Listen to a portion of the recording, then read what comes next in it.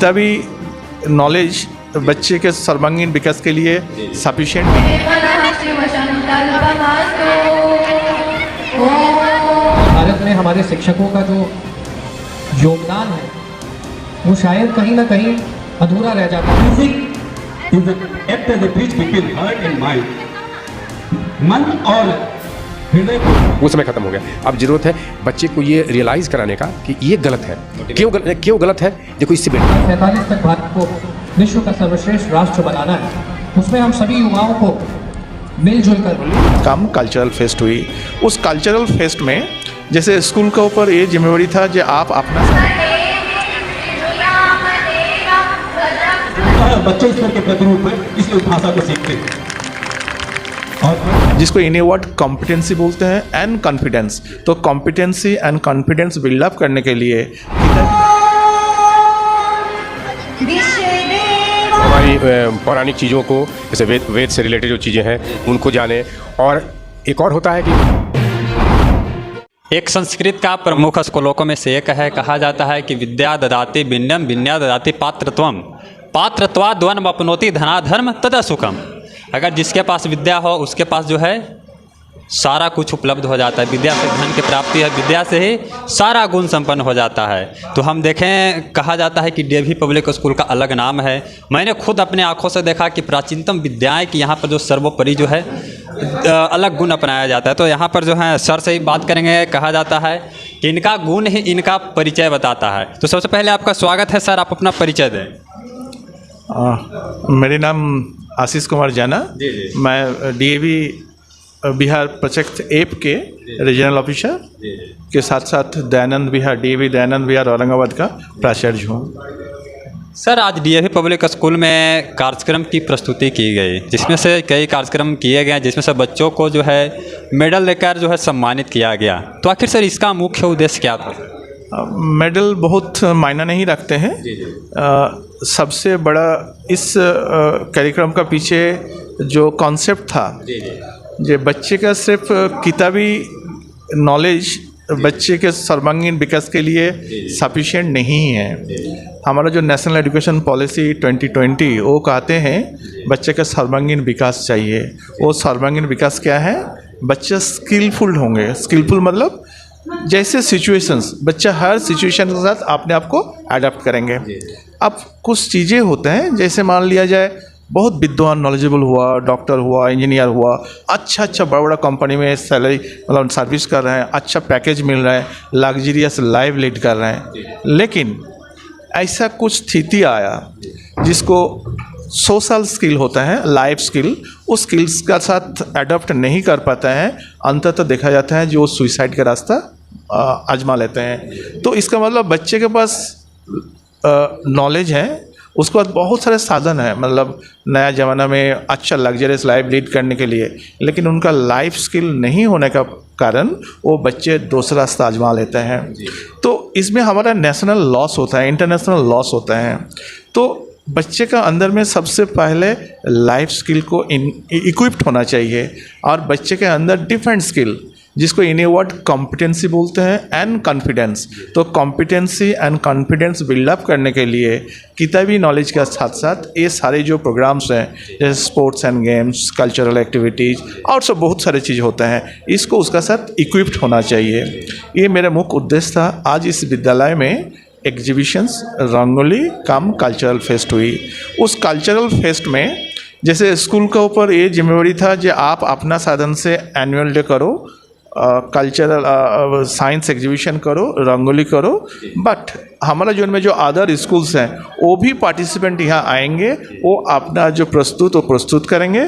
इसमें क्या होगा, एक दूसरा जैसे कोचेस यहाँ से 200 किलोमीटर दूरी है, वहाँ का बच्चा यहाँ आ रहा है, यहाँ का बच्चा वहाँ जा रहा है, जो कल्चरली व लैंग्वेज एक्सचेंज हो रहा है, इस बच्चे के लिए एक बहुत बड़ा मिक्सिंग, मतलब किसी भी सिचुएशन में वो मिक्सिंग जो कैपेबिलिटी होता है वो बिल्डअप होते हैं। और इसमें एक कॉम्पिटिशन्स भी एटीट्यूड डेवलप हो रहा है। जब बच्चा अपना प्रस्तुति दे रहा है, प्रस्तुति देने के बाद कौन कैसे तैयार किया, उस आधार पर first, second, third consolation prize दे रहा है। एक तरह का बच्चे को एक प्रोत्साहन दिया जा रहा है, so that coming day they come up with more and more competency और मोर प्रिपरेशंस। सर यहाँ पर कितने स्कूल के बच्चे और कहाँ कहाँ से आए थे यहाँ पर पार्टिसिपेट करने के लिए? इसमें टोटल 8 स्कूल के बच्चे आए थे। ये स्कूल जैसे डीएवी कोचेस जो रोहतास डिस्ट्रिक्ट में होते हैं, डीएवी विक्रमगंज सेमरा वो भी रोहतास डिस्ट्रिक्ट में है, डीएवी तेंदुनी वो भी उसी डिस्ट्रिक्ट में है। इसके अलावा इस औरंगाबाद ज़िला का 5 school, DAV Nabinagar, DAV Daudnagar, DAV Dayanand Vihar Aurangabad, DAV Danibigha Aurangabad और होस्ट स्कूल डीएवी रफ़ीगंज। कुल मिला के 8 स्कूल्स का करीब 200 पार्टिसिपेंट यहाँ आए थे इस कल्चरल फेस्ट में पार्टिसिपेट करने के लिए। और सर बच्चों के बीच जो है क्या उत्साहवर्धन होता है, बच्चे लोग ये प्रोग्राम में पार्टिसिपेट करते हैं तो मैंने देखा कि जो है प्राचीनतम सभ्यता जैसे वैदिक मंत्र हो गया, और वैदिक मंत्र के साथ साथ कई जो है प्राचीनतम मैंने देखा, अपने आंखों से देखा खुद कि डीएवी पब्लिक स्कूल करवा रही है। तो इसके पीछे मुख्य रीज़न क्या है सर, जो कि प्राचीनतम जो है सारा कुछ? और वैदिक मंत्र में जो है शुद्ध जो मैंने कई मंत्रों का उच्चारण देखा, मैंने कई मंत्र मैं भी याद किया हूँ, वो सारा मंत्र का जो है शुद्ध उच्चारण था। इसके पीछे रीज़न क्या है सर डीएवी पब्लिक स्कूल? हमारा जो संस्कार है, हमारा जो संस्कृति है, हमारा जो भाषा है, पर्टिकुलरली संस्कृत लैंग्वेज, संस्कृत को कहते हैं मदर ऑफ ऑल लैंग्वेजेस।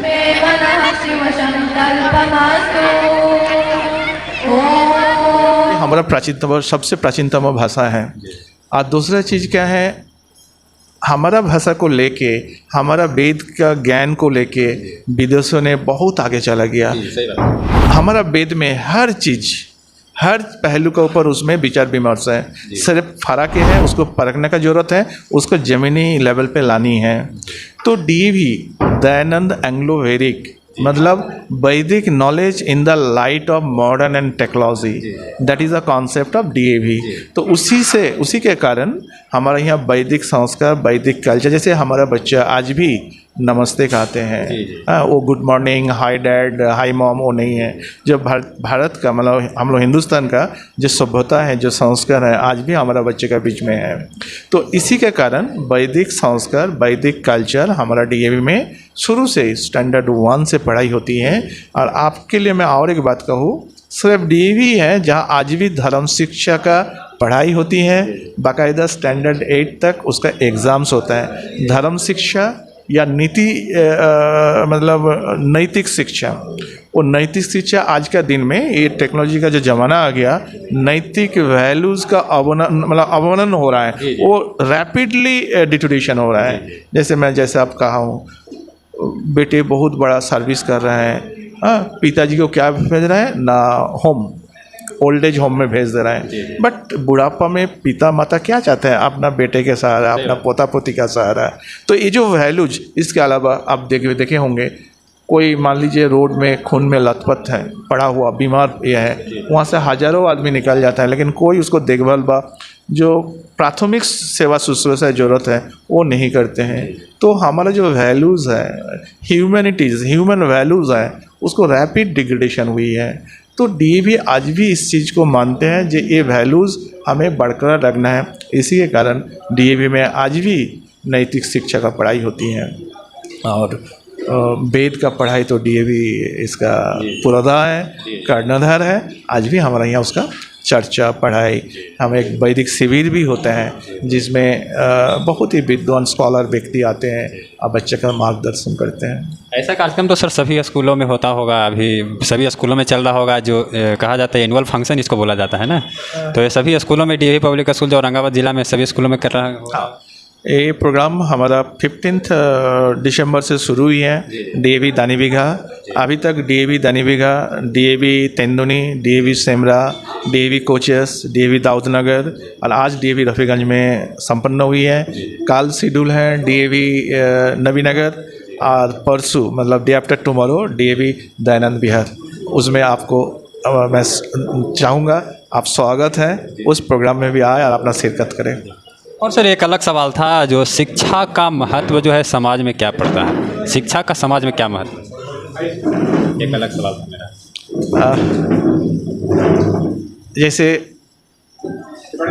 ऊपर वाला का जो क्रिएचर, बहुत तरह के एनिमल्स हैं, बहुत तरह के लाइफ हैं, बट ह्यूमन लाइफ जो होते हैं सबसे सोफिस्टिकेटेड एंड सबसे प्योरीफाइड है।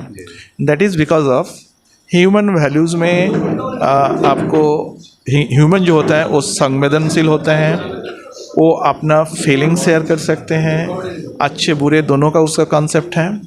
और एजुकेशन एक ऐसा चीज़ है जो एनिमल्स और ह्यूमन का डिफ्रेंशिएट करते हैं। बिना एजुकेशंस में तो हम लोग अंधेरा युग में ही चला जाएंगे।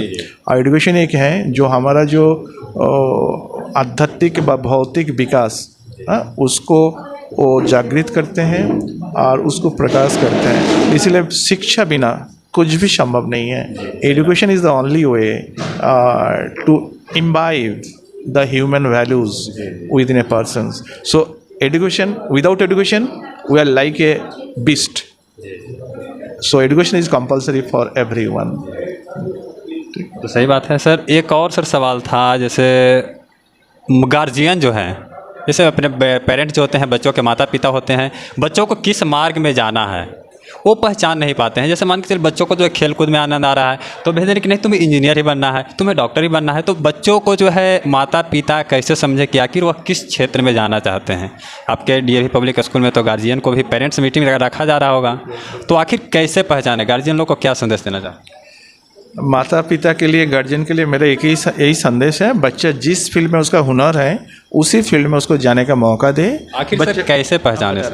बच्चे के ऊपर कोई प्रेशर ना दे।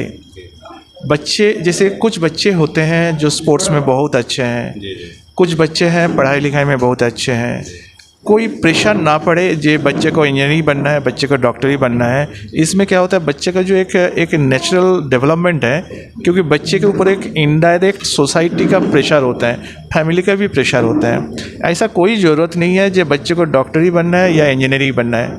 बच्चे जिस फील्ड में जाने चाहते हैं, बच्चे का एक अपना लक्ष्य, मतलब by the grace of almighty her individual में एक इंडिविजुअलिटी है, हर इंडिविजुअल में उसका अंदर एक क्वालिटी है।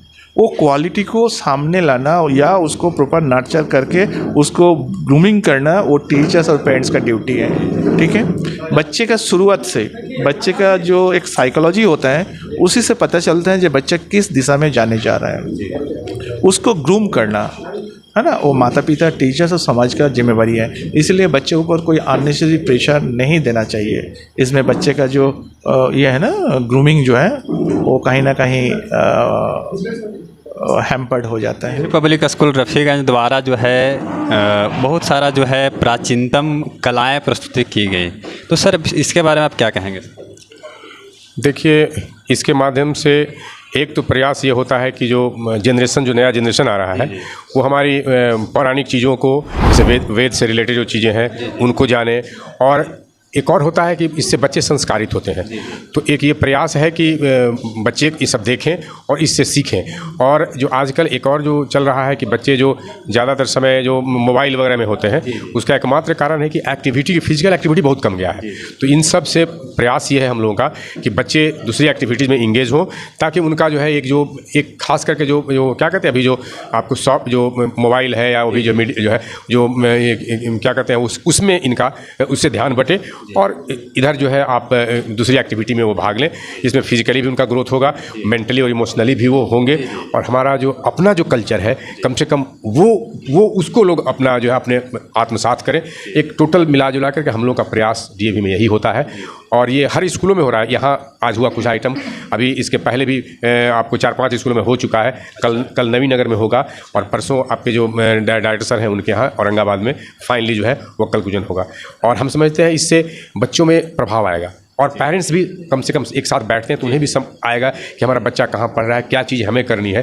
तो सब मिला जुला के कि बच्चे का एक कंप्लीट डेवलपमेंट कैसे हो, उसी के से को सोच समझ करके, हालांकि सीबीएसई भी यही कहती है, सीबीएसई का भी आजकल प्रोग्राम या एक्टिविटीज़ वगैरह का ज़्यादा हो रहा है, और तो इसलिए उसी दिशा में प्रयास है। इसका मतलब कतई नहीं है कि उस समय एकेडमिक से दूर रखना चाहते हैं, लेकिन अब केवल एकेडमिक्स ही बच्चा करे और ये चीज़ें नहीं हो तो एक कंप्लीट जो डेवलपमेंट होता है। जैसे बच्चे जो है कभी कभी एकेडमिक्स पढ़ रहे हैं, अचानक बच्चा ऐसा हो जाता है कि कुछ सुसाइड कर लेता है, मतलब वो जो उसका जो इमोशन जो है उसको मैनेज नहीं कर पाता है, वो जो तनाव को मैनेज नहीं कर पाता है। तो इन सब चीज़ों से बच्चे को ये भी ट्रेनिंग होती है, और मिला जुला के प्रयास ही है। इसमें स्कूल तो कर ही रहा है, पेरेंट्स की भी जिम्मेवारी है, पेरेंट्स का भी हम लोग सहयोग लेते हैं। और जैसे कि आज भी हम लोगों ने बहुत पेरेंट्स को कहा भी कि वो आप जब आएँ, बच्चे से कोई रिलेटेड कोई भी दिक्कत हो तो आप आएँ। तो एक मिला जुला प्रयास है, और टोटल जो है बच्चे से, और बच्चे हैं तो समाज है, परिवार है, देश है, तो प्रयास यही है बस। सर शिक्षा में समाज का रोल क्या होता है शिक्षा में सर? शिक्षा में समाज का बहुत रोल होता है। क्या क्या होता है सर रोल? जैसे अगर समाज न हो तो जैसे बच्चा तो केवल स्कूल में नहीं रहता है, परिवार में नहीं रहता है, समाज में भी रहता है। तो समाज के लोग अगर अपनी जिम्मेवारी थोड़ा सा दें करें तो, और परिवार के भीतर है तो परिवार में, बाहर आया तो समाज में आया, तो समाज के लोगों को जो दायित्व, जैसे सही जो है, जो सही आचरण हो, जो आसपास के लोग हो उनका व्यवहार सही हो, या कहीं अगर बच्चा कुछ गलत कर रहा है तो उसे समझाएं। अब वो ज़माना नहीं रहा कि उसको पनिश करें, वो समय खत्म हो गया। अब ज़रूरत है बच्चे को ये रियलाइज़ कराने का कि ये गलत है, क्यों गलत है, देखो इससे ये है, क्योंकि बच्चा रियलाइज़ कर जाएगा, मोटिवेट हो जाएगा तो फिर आपका काम आसान हो जाएगा। और इसमें परिवार की भी भूमिका है, समाज की भी भूमिका है और स्कूल की भूमिका है, और अल्टीमेटली अगर प्रथम भूमिका तो पेरेंट्स की होती है। हाँ पेरेंट्स की होती, हाँ मिट्टी तो वहीं से आता है। अगर मिट्टी सही होगा तो आप घर अच्छा बना पाएंगे। तो लेकिन वो उसमें है ना कि अगर मान लीजिए कि परिवार बहुत है, अच्छा कर रहा है, बगल का समाज है उसमें कुछ सपोर्ट नहीं मिल रहा है तो थोड़ा सा डिफिकल्ट होता है। लेकिन अगर समाज के लोग भी अगर सहयोग करें तो ये काम बड़ी आसान हो जाता है। आजकल सबसे ज़्यादा दिक्कत यही हो रही है कि जहाँ आप देखेंगे कि आजकल बहुत से जो क्या कहते हैं, पेरेंट्स के पास, गाँव में भी पेरेंट्स के पास समय नहीं है, वो मोबाइल में अपने व्यस्त हैं, दूसरे काम में व्यस्त हैं, बच्चों को लोग समय नहीं दे पा रहे हैं। और ये सबसे जरूरी है।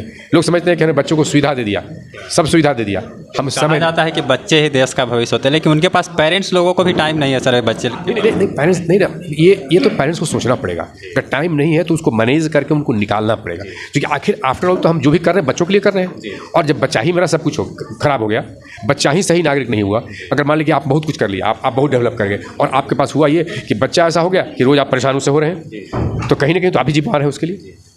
बच्चे को अगर इसका मतलब सही समय, एक और होता है बच्चे के साथ पेरेंट्स का इंटरेक्शन नहीं होता है, बच्चा कहीं तो बात करेगा, वो समाज में जाएगा, और समाज में अगर कहीं सही मिल गया तब तो कुछ हद तक ठीक है, और सही नहीं मिले तो फिर उसका असर होता है। तो ये मिला जुला दुष्परिणाम होता है ये।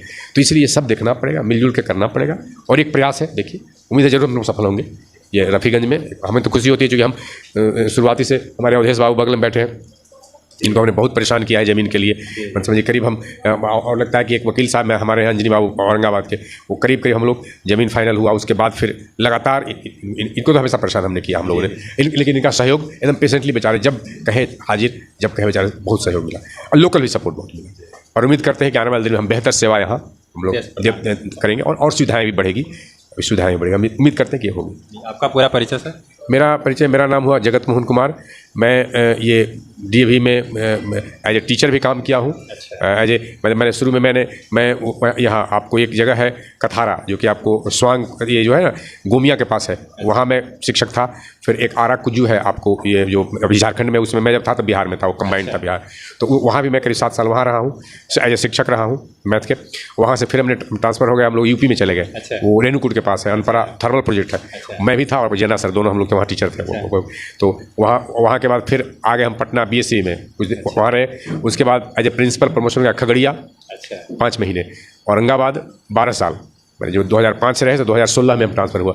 16 के बाद फिर 5 साल आपको रहा मैं वहाँ, क्या कहते हैं वो, ये डेहरी ऑनसोन में। और उसके बाद 31 मार्च 2021 को सेवानिवृत्त। लेकिन लगता है कि घूमने से एक फ़ायदा ये होता है कि लगता है कि रिटायर नहीं हुए हो, एकदम ये अच्छा लगता है। और चूँकि इस लोकेलिटी में स्कूल के करीब एक टीचर्स या स्टाफ को हम जानते हैं, उससे जुड़े हुए हम हैं। उसको अभी भी किसी कोई परेशानी होती है तो वो हमको जरूर फ़ोन करें कि सर ये दिक्कत है, फिर हम कहते हैं भाई यहाँ बात कर लो, देख लो ये स्थिति है, उनकी भी समस्याएं हैं, आप परेशान मत हो, होगा। तो अच्छा लगता है कि हम परिवार में हैं। आज भी हमें लगता है कि परिवार में। अभी देखिए है ना, हमारी पत्नी की तबीयत खराब है अभी, लेकिन फिर भी वो हम लौटेंगे, अभी आप घर जाएंगे हम। अभी यहाँ से हमको दाऊद नगर, हमारी गाड़ी खड़ी है जो अपने हम ड्राइविंग करते हैं, तो दाऊद नगर जाएंगे, दाऊद नगर से फिर हम घर जाएंगे। मैंने यहाँ से भी हमको करीब 75 किलोमीटर तो है, चलना ही है। दाऊद नगर करीब 40 किलोमीटर और 30 किलोमीटर उधर होगा, 70 किलोमीटर जाना है। लेकिन ये एनर्जी, परिवार है, लोग हैं, काम, एनर्जी मिल जाता है, दिक्कत नहीं लगती है। बाकी आप DAV पब्लिक स्कूल के बारे में आप क्या सोचते हैं, इन बच्चों के बारे में आप क्या सोचते हैं, आप सभी कमेंट सेक्शन में कमेंट करके जरूर बताएंगे। जय हिंद।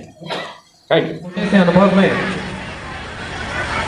हमने एक बात को अपने विद्यार्थी जीवन में से निकलने के बाद सीखा, और वो ये है कि हमें अपने शिक्षकों का सम्मान करना चाहिए, और इस बात की सीख, इस बात का अनुभव हमें शायद अपने स्कूल से निकलने के बाद होता है। मैं सभी छात्र छात्राओं से कहना चाहूँगा कि हमारे देश, हमारे भारत का भविष्य हम सभी साथियों के हाथ में है। और अगर हम अपने स्कूल के लाइफ में अगर हम मन लगाकर पढ़ेंगे,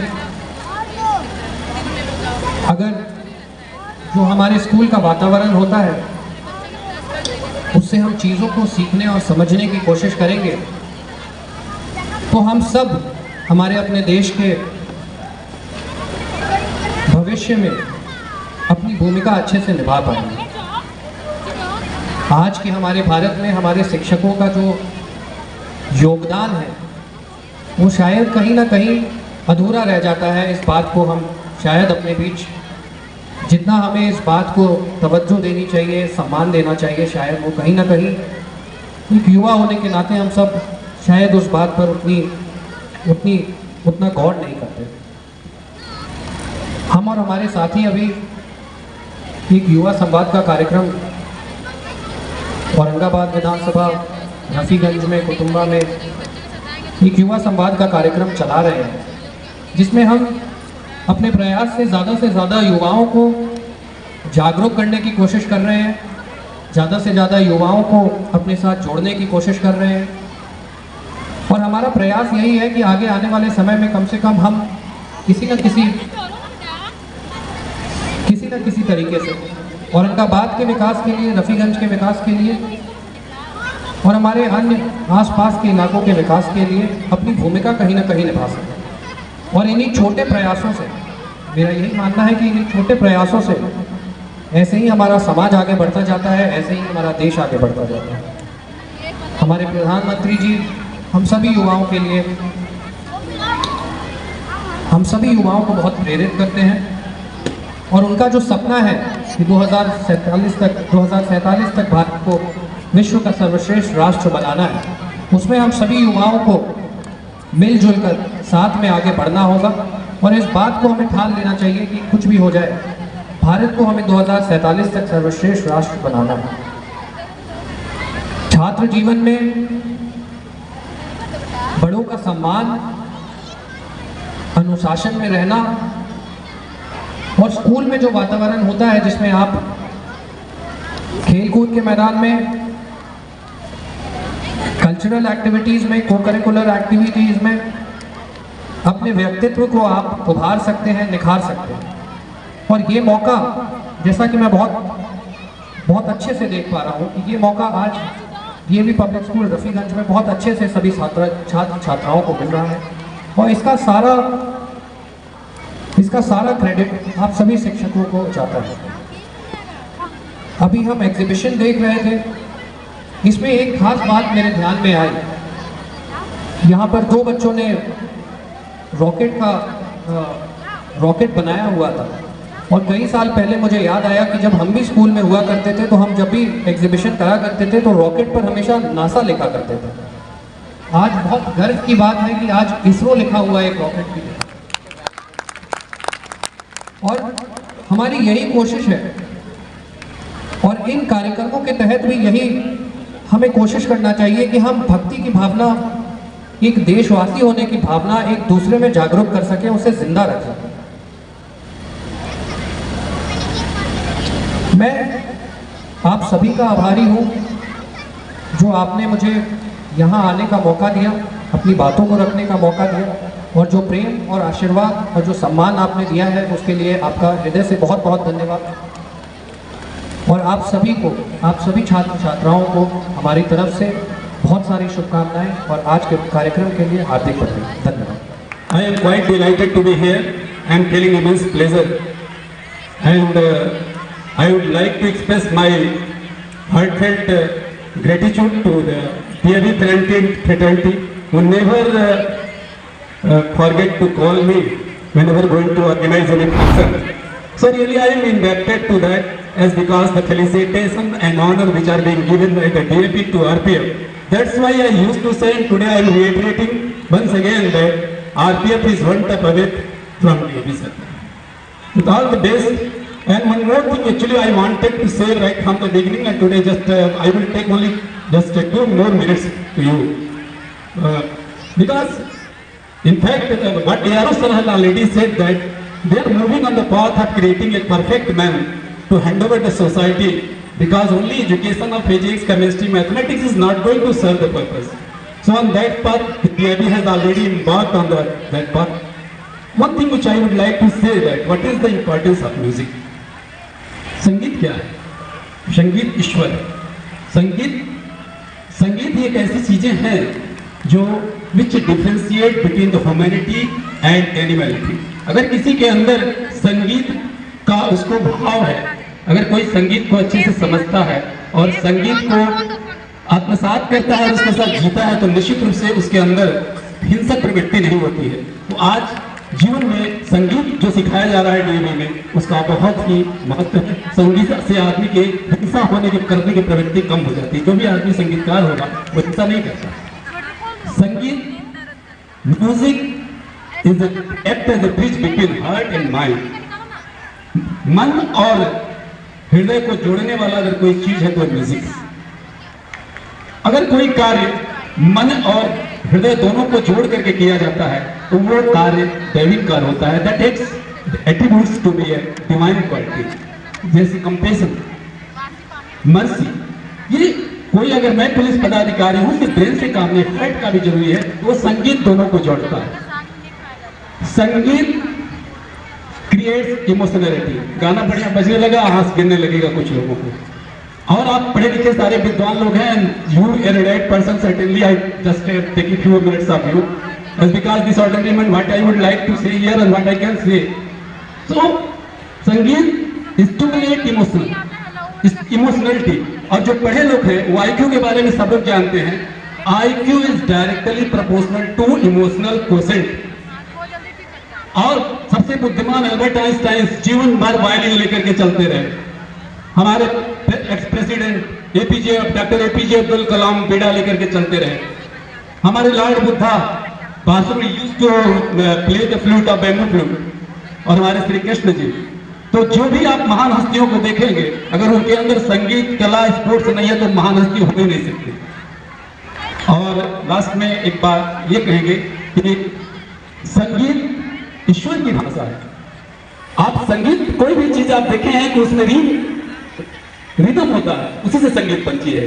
चाहे अल्लाह की इबादत हो, चाहे ईश्वर का प्रार्थना हो। हम देखते हैं कि बच्चों को हम देखते हैं कि ईश्वर के प्रतिरूप हम मानते हैं कि ऊपर वाले का बच्चा जो है वो ईश्वर का प्रतिरूप है। और बच्चा कैसे सुनता है? कोई आदमी अगर हम यही बांग्ला में बोलेंगे, अंग्रेजी में बोलेंगे, बहुत कम लोग नहीं समझ में आएगा। अपनी भाषा में समझते हैं। बच्चों का भाषा क्या है? ए से लेके जेड तक सिखाने में हमको कितना टाइम लगेगा, कभी मार करिएगा। हम लोग भी अपने बच्चों को पालन पोषण किए हैं, लेकिन उसको कितनी जल्दी twinkle twinkle little star how I wonder what you are up above the world so I like a diamond in the sky when the earning sun is set and the grass will do it wet then you so your little light twinkle twinkle all over night. Baa baa bless you, have you any yes sir 3 bags full। Johny yes papa eating sugar no papa telling lies no papa open your mouth. कितने जल्दी सीख लेते हैं क्योंकि उनकी भाषा होती है। और ईश्वरीय भाषा इसीलिए है, संगीत है जो ईश्वर से जोड़ता है और बच्चे ईश्वर के प्रतिरूप है, इसलिए उस भाषा को सीखते हैं। और थर्ड में संगीत जो है वो प्यार करना भी सिखाता है। जिस दिन एक हम लोग के धुन कॉन्टेस्ट हुआ करता था, हमारे कॉलेज का जूनियर है कृपा, और बनारस के ही एक लाइरिक्स थे। तो बहुत दिनों क्या पिक्चर देखे याद नहीं आ रहा है। उस समय हम लोग के यूपी कॉलेज में हम पढ़ते थे, बीएससी में 3rd ईयर में थे बनारस में। तो उसमें गाना था कि जिस दिन गीत मोहब्बत के मर जाएंगे, टूटकर हम सभी बिखर जाएंगे। तो these are the qualities of extracurricular activities and Sunbeam Rafiganj and all the Sunbeam of regional Aurangabad have involved on the path of it. And once again I am just paying my heartfelt gratitude to all the fraternity of DAV Public School. All the best, my best wishes are ever for you, and just I am looking forward a more stronger relation with RPF and DAV. Thank you. Jai Hind. स्वस्ति no Mimita अश्विना भव स्वस्ति देव्यातिथीना वर्णः स्वस्ति पूषा सुरो दधातु नः स्वस्ति धावा पृथिवी सुचेतु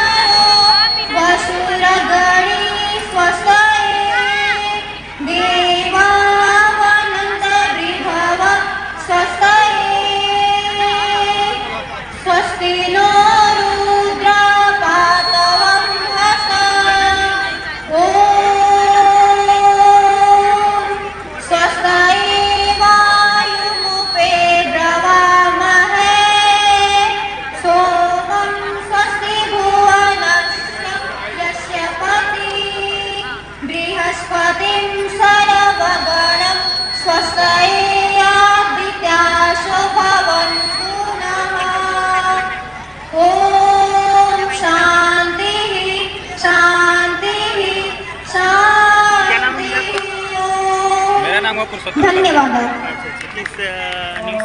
पतेभ्यो नमः राशित्रेभ्यो नमः ईशुभ्यो नमः तेभ्यो अस्तु योऽस्मान् वेष्टि यं वयं विष्मस्तं गोत्रं मे दधमः ॐ अजिनादिन्द्रो धिपतिस्ति रशिरा रक्षिता पितरा ईश्वरः तेभ्यो नमो धिपतिभ्यो नमो रक्षित्रेभ्यो नमः ईशुभ्यो नमः तेभ्यो अस्तु योऽस्मान् वेष्टि यं वयं विष्मस्तं गोत्रं मे दधमः ॐ प्रतीचीर्वरुणो वितति स्मकुलसितारङ्गं ईशवः तेभ्यो नमो धिपतिभ्यो नमः तदुसुप्तस्य तथैवति दूरङ्गमं ज्योतिषां ज्योतिरेकम् तन्मे मनः शिवसङ्कल्पमास्तु ॐ येन कर्माणि पशो मनीषिणो यज्ञे क्रीडवन्ति विदथेषु धीरा यद् पूर्वं यक्षमन्तः प्रजानां तन्मे मनः शिवसङ्कल्पमास्तु ॐ यत् प्रज्ञानमुत्तचेतो धृतिश्च यज्ज्योतिरन्तं मृतं प्रजासु यस्मादन्नगीते किञ्चन कर्म क्रियते तन्मे मनः शिवसङ्कल्पमास्तु ॐ येनेदं भूतं भुवनं भविष्यत् परिगृहीतं मृतेन शर्वम् येन यज्ञस्तायते सप्तहोता तन्मे मनः शिवसङ्कल्पमस्तु ॐ यस्मिन् ऋचसामाय जुंसि यस्मिन् प्रतिष्ठिता रत्नाभाविवाद